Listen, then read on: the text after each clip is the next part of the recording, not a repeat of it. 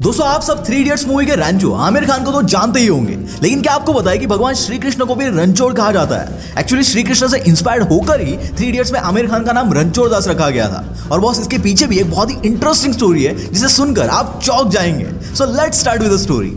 दोस्तों जब श्री कृष्ण ने कंस को मार डाला था तब कंस का ससुर जरासंध कृष्ण को अपना दुश्मन मानता था। अपने दामाद का यानी कंस का बदला लेने के लिए जरासंध ने मथुरा पर जहां श्री कृष्ण रहते थे वहां लगभग 17 बार हमला किया और बहुत बुरी तरह से मथुरा को तहस नहस कर दिया, जिसकी वजह से कृष्ण को मजबूर होकर अपने लोगों की रक्षा करने के लिए द्वारका नाम का एक शहर बनाकर उन्हें वहां भेजना पड़ा। लेकिन बावजूद इसके जरासंध कृष्ण को एक बार भी नहीं हरा पाया। अब एक वक्त ऐसा आया कि जरासंध कृष्ण के साथ युद्ध कर करके थक गया था और अब उसे ऐसे सपोर्ट की जरूरत थी जो उसे कृष्ण को युद्ध में हराने के लिए हेल्प करे।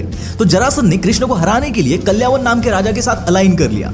कल्यावन उस वक्त तीनों लोगों में सबसे पावरफुल योद्धा था, जिसे खुद भगवान शिव से वरदान प्राप्त था कि उसे युद्ध में कोई नहीं हरा सकेगा। अब दोस्तों प्लान के अकॉर्डिंग जरासंध की सेना ने और कल्यावन ने 30 मिलियन सैनिकों के साथ मिलकर मथुरा को घेर लिया और कल्यावन ने कृष्ण को वार्निंग दी कि या तो वो हार मान ले या फिर एक दिन के अंदर युद्ध के लिए तैयार हो जाए।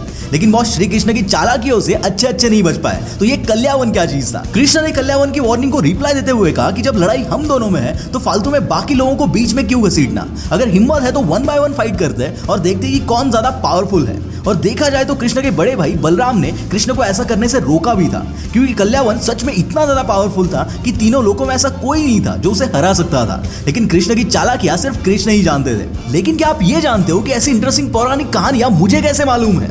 एक्चुअली मैं पर्सनली कुछ दिनों से कुकू एफएम पर श्री कृष्ण की कहानियां ये ऑडियो बुक सुन रहा हूं और मुझे सच में हैरान कर देने वाली कहानियां यहाँ मिल रही है। यहाँ हर पार्ट में आपको श्री कृष्ण की एक नई कहानी मिलेगी। आप भी कुकू एफएम पर ऐसी इंटरेस्टिंग स्टोरीज मन करे तब सुन सकते हैं। फॉर एग्जाम्पल इस ऐप में एक ड्राइव मोड है, यानी कि जब आप ड्राइव कर रहे हो तब भी आप ऑडियो बुक सुन सकते हो केवल 399 में, वो भी पूरा एक साल। और स्पेशली इस वीडियो के व्यूवर्स के लिए अगर आप मेरा कूपन कोड W50 यूज करते हो तो आपको 50% ऑफ भी मिलेगा, यानी कि अब 199 में पूरा एक साल, जो कि हर दिन ₹1 से भी कम होता है। और तो और 50 लकी यूजर्स को कुको एफएम के एनुअल सब्सक्रिप्शन पे 100% कैशबैक भी मिलेगा।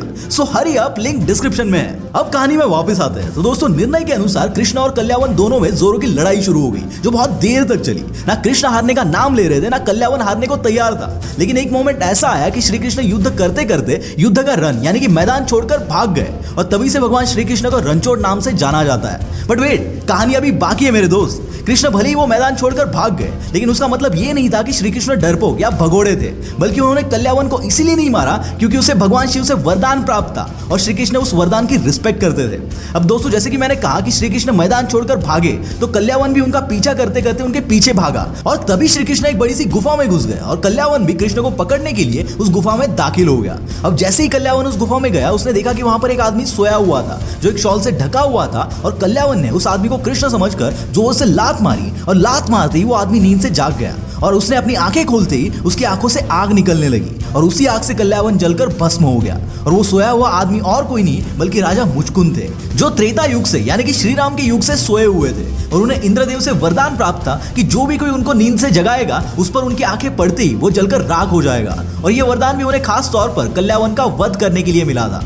लेकिन दोस्तों अब देखा जाए तो कल्यावन और श्री कृष्ण के बीच में कोई पर्सनल दुश्मनी थी भी नहीं, लेकिन कृष्ण ने फिर भी कल्यावन को मार डाला जो कि जरासंध से बहुत ज्यादा शक्तिशाली था।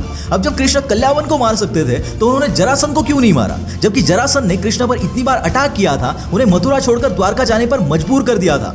अब इसके पीछे भी एक बहुत ज्यादा इंटरेस्टिंग स्टोरी है दोस्तों। अगर आप चाहते हैं कि मैं इसका नेक्स्ट पार्ट बनाऊं तो मुझे कमेंट करके बताना और ऐसी इंटरेस्टिंग स्टोरीज के लिए कुको एफएम डाउनलोड करना बिल्कुल मत भूलना, लिंक डिस्क्रिप्शन में है।